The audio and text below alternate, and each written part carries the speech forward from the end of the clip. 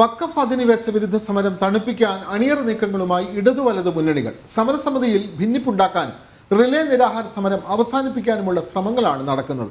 മുൻപത്ത് ആരെയും കുടിയൊഴിപ്പിക്കില്ല എന്ന മുഖ്യമന്ത്രിയുടെ ഉറപ്പ് വിശ്വാസത്തിൽ എടുക്കുമ്പോൾ ജനങ്ങളുടെ ആശങ്ക വിട്ടൊഴിയുന്നില്ല. വിവരങ്ങളുമായി ജിജീഷ് കരുണാകരൻ ചേരുകയാണ്. ജിജീഷ്, മുഖ്യമന്ത്രി ഇന്നലെ ഓൺലൈനിലൂടെ സമരസമിതി നേതാക്കളുമായി ചർച്ച നടത്തി. പക്ഷേ സമരത്തിന് ശേഷം വൈദികരടക്കമുള്ള സമരത്തിന് നേതൃത്വം നൽകുന്ന സംഘാടകരൊക്കെ പറഞ്ഞത് ഞങ്ങൾ സമരവുമായി മുന്നോട്ട് പോകും എന്നുള്ളതാണ്. കാരണം മുഖ്യമന്ത്രി നൽകിയ ഉറപ്പിൽ അവർക്ക് വിശ്വാസമില്ല.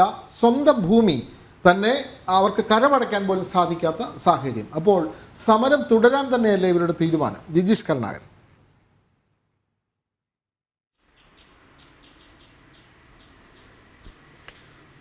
വിനോദ്, ഈ ഒരു സമരക്കാരെ സംബന്ധിച്ചിടത്തോളം അവർ 43 ദിവസത്തോളം നീളുന്ന ഒരു സമരത്തിന് ശേഷമാണ് അവരുമായി ചർച്ചയ്ക്ക് പോലും, അല്ലെങ്കിൽ നേരിട്ട് അവരുമായുള്ള ചർച്ചയ്ക്ക്, ഉദ്യോഗസ്ഥ തലത്തിലുള്ള ചർച്ചകൾക്ക് ശേഷം, മന്ത്രിതലത്തിലുള്ള ചർച്ചകൾക്ക് ശേഷം അവരോട് കാര്യങ്ങൾ സംസാരിക്കാൻ അല്ലെങ്കിൽ ചർച്ചകളിലേക്ക് സർക്കാർ കടന്നിരിക്കുന്നത്. എന്നാൽ അതിൽ നൽകിയിരിക്കുന്ന ഉറപ്പുകൾ ഒന്നും തന്നെ വിശ്വാസത്തിലെടുക്കാൻ ഈ സമരരംഗത്തുള്ളവരെ സംബന്ധിച്ചിടത്തോളം കഴിയുന്നില്ല. കാരണം അവർക്ക് മുൻകാല അനുഭവങ്ങൾ അതാണ് വ്യക്തമാക്കുന്നത്. കാരണം ഇത്രയും കാലം സമരം നടത്തി ഈ പ്രശ്നം തുടങ്ങിയിട്ട് തന്നെ 2019 പല ഘട്ടങ്ങളിലും സർക്കാരിൻ്റെ വിവിധ സംവിധാനങ്ങളെ ഈ പരാതികളുമായി അവിടെയുള്ള ആളുകൾ സമീപിച്ചിട്ടുണ്ട്.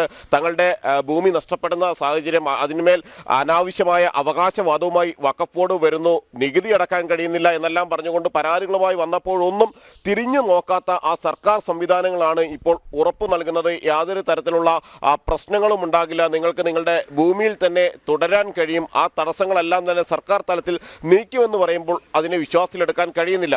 അങ്ങനെ ഒരു ഭാഗത്ത് അവരുടെ ആശങ്കകൾ അതേപടി നിലനിൽക്കുന്നു. നേരിട്ട് മുഖ്യമന്ത്രിയുമായി സംസാരിക്കുമ്പോൾ പോലും, അല്ലെങ്കിൽ ചർച്ചകളിൽ പങ്കെടുക്കുമ്പോൾ പോലും വിശ്വസിക്കാൻ കഴിയുന്ന ഒരു ഉറപ്പുകളല്ല അദ്ദേഹത്തിൽ നിന്ന് ലഭിക്കുന്നത് എന്ന് കൃത്യമായി മനസ്സിലാക്കാൻ ആ സമൂഹത്തിന് കഴിയുകയും ചെയ്യുന്നുണ്ട്.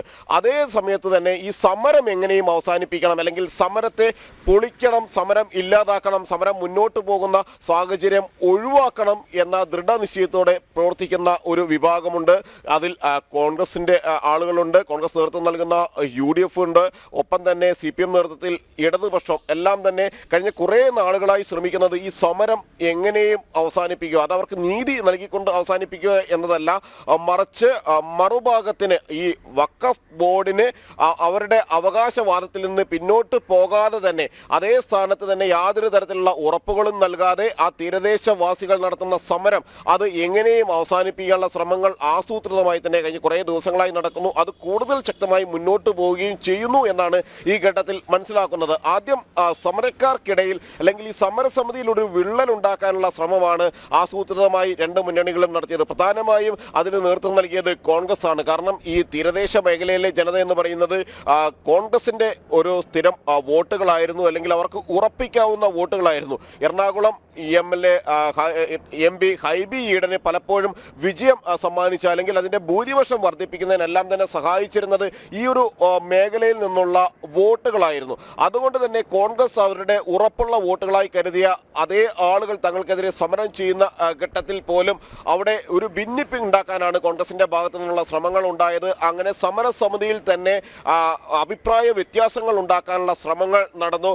ഈ ഒരു സമരവുമായി മുന്നോട്ട് പോകണോ വേണ്ടയോ എന്നീ രണ്ട് തരത്തിലുള്ള അഭിപ്രായ സ്വരൂപണങ്ങൾ, അല്ലെങ്കിൽ അത്തരം കാര്യങ്ങൾ മുന്നോട്ട് ഇട്ടുകൊടുത്തുകൊണ്ടാണ് ഇത്തരമൊരു കാര്യങ്ങൾക്ക് വേണ്ടി ഈ ഇടതു വലതു മുന്നണികൾ തുടക്കം കുറിച്ചത്. മാത്രമല്ല ആ സമരപ്പന്തൽ തന്നെ ഇനി തുടരേണ്ടതില്ല എന്ന തരത്തിൽ, അല്ലെങ്കിൽ ആ സമരപ്പന്തൽ തന്നെ പൊളിച്ചു നീക്കിക്കൊണ്ട് സമരം അവസാനിപ്പിക്കുക, ഈ സർക്കാരിനെ പൂർണ്ണമായും തന്നെ വിശ്വാസത്തിലെടുത്ത് മുന്നോട്ട് പോകുക. പക്ഷേ ഇടതുപക്ഷത്തേക്കാൾ അത്തരമൊരു ആവശ്യം മുന്നോട്ട് വെച്ചിരുന്നത് UDF ആയിരുന്നു. കോൺഗ്രസ് നേതൃത്വത്തിലാണ് സമരം അവസാനിപ്പിക്കുക എന്നത്. അവരെ സംബന്ധിച്ചിടത്തോളം ഒരേ സമയം വഖഫ് ബോർഡിനെയും ഒപ്പം തന്നെ വഖഫ് സംരക്ഷണ സമിതിയെയും പ്രീതിപ്പെടുത്തേണ്ടതുണ്ട്. മുസ്ലിം സംഘടനകൾ ഉന്നയിക്കുന്ന, അല്ലെങ്കിൽ വഖഫ് ഭൂമി തിരിച്ചു പിടിച്ചേ പറ്റൂ, അവിടെ നിന്ന് ആളുകളെ കുടിയിറക്കിയേ പറ്റൂ എന്ന് പറയുന്ന ആളുകളെ കൂടി അവർക്ക് കൂടി ഒപ്പം നിൽക്കാനുള്ള ഒരു കൃത്യമായ ശ്രമം അവർ UDF-ഉം LDF-ഉം നടത്തുന്നു. ഒരു ഭാഗത്ത് നീതിക്കായി പൊരുതുന്ന ജനത, ഭൂമി നഷ്ടപ്പെടുന്ന ആളുകൾ അവർ ഇപ്പോൾ തന്നെ വ്യക്തമാക്കി കഴിഞ്ഞു. ഈ ജുഡീഷ്യൽ കമ്മീഷനെല്ലാം നീണ്ടു പോകുന്ന കാര്യങ്ങളാണ്. സർക്കാരിനെ സംബന്ധിച്ചിടത്തോളം അവർ പ്രധാനമായും ലക്ഷ്യം വയ്ക്കുന്നതും അതുതന്നെയാണ്.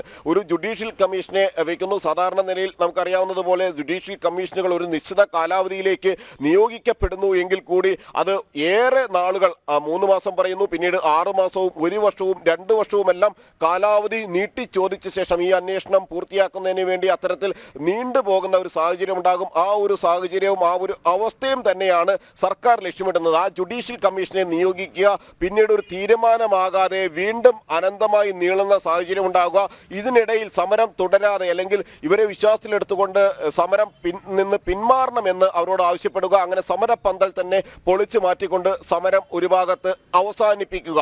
അതോടൊപ്പം തന്നെ ആ ജനത കുടിയൊഴിയേണ്ടി വരുന്ന ഒരു സാഹചര്യം ഉണ്ടാക്കിയെടുക്കുക. കാരണം ജുഡീഷ്യൽ കമ്മീഷൻ ഇതിനുശേഷം സമാനമായ ഒരു കമ്മീഷൻ തന്നെയായിരുന്നു മുമ്പ് ഉണ്ടായിരുന്നത്. അതാണ് നിസാർ കമ്മീഷൻ. ആ നിസാർ കമ്മീഷന് കൃത്യമായി തന്നെ തെറ്റിദ്ധരിപ്പിക്കാനും ഒപ്പം തന്നെ അത്തരം ശ്രമങ്ങൾ അന്ന് വഖഫ് ബോർഡിന്റെ ഭാഗത്തു നിന്ന് ഉണ്ടായിരുന്നു, വഖഫ് സംരക്ഷണ വേദിയുടെയും വിവിധ മുസ്ലിം സംഘടനകളുടെയും ഭാഗത്തു നിന്ന് ഉണ്ടായി. മാത്രമല്ല ഈ നിസാർ കമ്മീഷൻ പറയാത്ത കാര്യങ്ങൾ പോലും മുന്നോട്ട് വെച്ചുകൊണ്ട് നിസാർ കമ്മീഷൻ്റെതായി അവതരിപ്പിച്ചുകൊണ്ട് ആ ഭൂമി മുനമ്പത്തെയും ചെറായി മേഖലയിലെയും ഭൂമി തങ്ങളുടേതാണ് എന്ന് വരുത്തി തീർക്കാൻ സ്ഥാപിച്ചെടുക്കാനുള്ള ആസൂത്രിതമായ ശ്രമങ്ങളും ഈ സംഘടിതമായി തന്നെ ഉണ്ടാവുകയും ചെയ്തു. അങ്ങനെയാണ് ഇത് വഖഫ് ഭൂമിയാണ് എന്ന് നിസാർ കമ്മീഷൻ പറഞ്ഞു എന്നെല്ലാം പറയുന്നത്.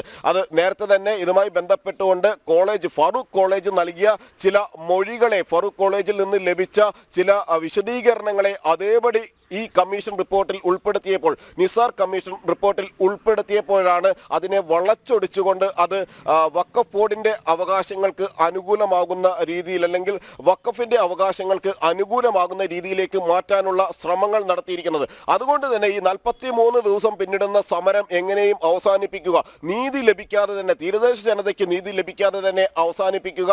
അങ്ങനെ അവസാനിപ്പിച്ചുകൊണ്ട് വീണ്ടും ഈ വഖഫിന്റെ മേൽ, ഈ ഭൂമിക്ക് മേൽ, ഈ വഖഫ് ബോർഡിന്റെ അവകാശവാദം, അവർ വില കൊടുത്ത് വാങ്ങിയ ഭൂമിക്ക് മേലുള്ള അവകാശവാദം, അവർ തന്നെ കഴിഞ്ഞ ദിവസം ജനം ഡിബേറ്റിലടക്കം വ്യക്തമാക്കിയ ഒരു കാര്യമുണ്ട്. ഈ സമരം അവർ ഇന്നോ ഇന്നലെയോ തുടങ്ങിയതല്ല, വർഷങ്ങൾ ആയി തുടരുന്ന ഒരു സമരമാണ്.